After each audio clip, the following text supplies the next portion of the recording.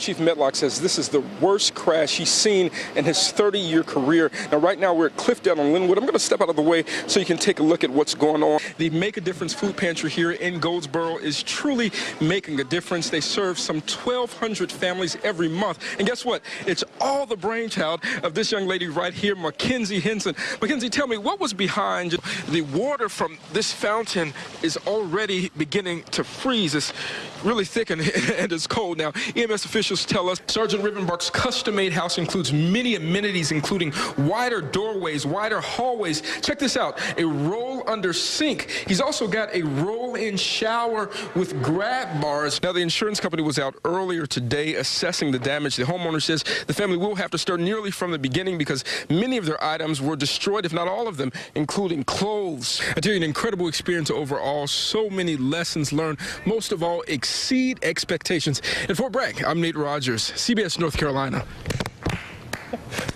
Bravo, bravo. I tell you. The Illinois Department of Agriculture is now accepting proposals for federal specialty crop grants. The more than $600,000 will come from the Specialty Crop Block Grant Program in the Farm Bill. Right now, a dying child in Utah has just one wish for Christmas this year. She's asking people to send her Christmas cards on what likely will be her last Christmas. Sam Penrod has this story. The FBI is offering a $5,000 reward for any information on a man they say murdered a Fort Bragg soldier. They say 27-year-old Jason Earl Armstrong Jr. murdered Specialist Iris Armstrong on July 1st on base.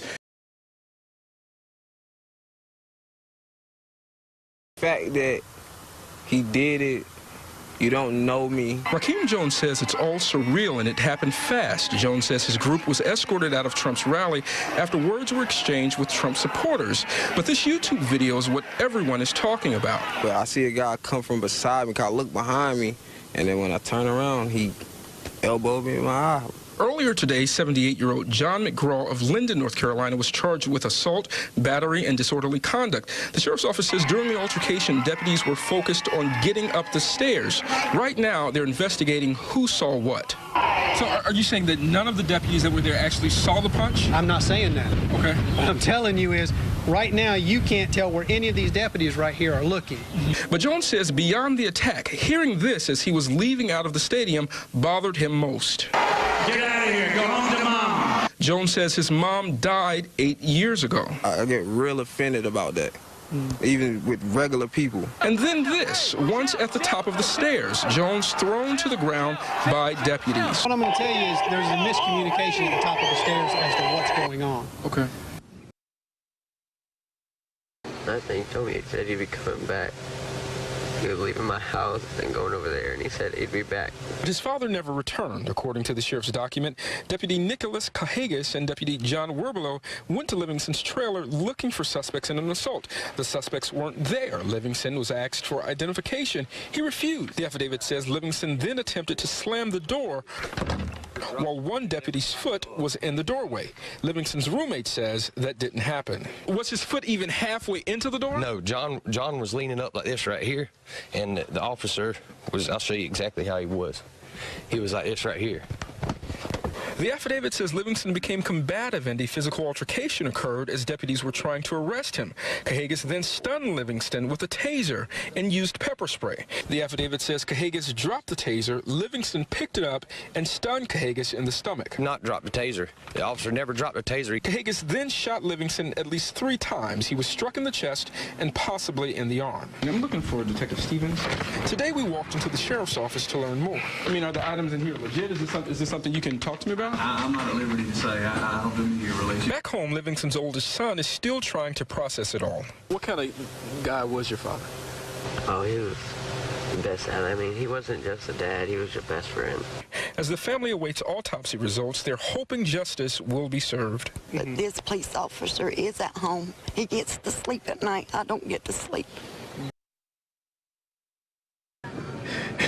Hey, Sean and Sharon, you know, even before you get into the Fear Factory, you're escorted onto the property in one of these babies, a hearse like this. Now, we spent the day touring the factory with students from Pine Crest High School, and I tell you, it was certainly an experience. Ladies and gentlemen, the Aberdeen Fear Factory. Oh, shall we? Once you enter, prepare for the unexpected. On any given night, Fear Factory includes nearly 40 actors. The key is absence of light and the element of surprise.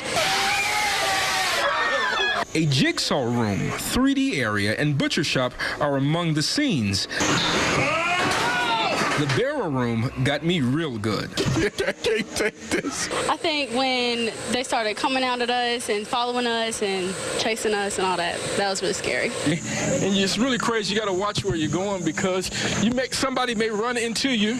And don't be ashamed if you find yourself grabbing whoever is near. Because I was scared and I didn't want to get lost, like I got lost. And just when I had enough, I was forced to experience the elevator. Let me out of here. Let me out of here. I gotta go home. I can't. No, just stop. Just stop. Come on, let's go. I know you all are back there laughing at me, calling me all types of scary cats, but I challenge all of you to try this. Now, the Fear Factory goes until this coming Saturday, and what you can actually do is on November 13th. You see what I mean? They're crazy. They are crazy. They are crazy. On November 13th is the last day. Nate Rodgers, WNCN. Bye. Goodbye. That's awesome. Nate, you're a big guy. You're a tough guy. And the fact that this story affected you, folks are going to want to pay attention. You're going to want to go out there. He ran home. He ran home. He's gone. Was today's last day? Yeah. Well, it might be after that.